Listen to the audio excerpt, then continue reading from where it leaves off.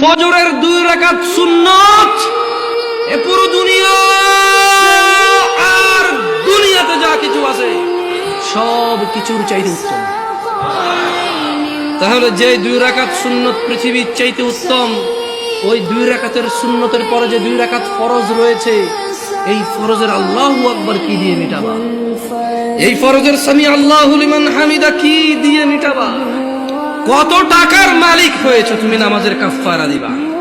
যেখানে সুন্নত 2 রাকাতের মূল্য পুরো পৃথিবীর সমস্ত সম্পদ বিক্রি করে যদি একটা স্বর্ণ কিনা হয়, ওই স্বর্ণকে যদি এক পাল্লায় রাখা হয়, আর ফজরের 2 রাকাত সুন্নতকে যদি এক পাল্লা রাখা হয়, ফজরের 2 রাকাত সুন্নত ভারী।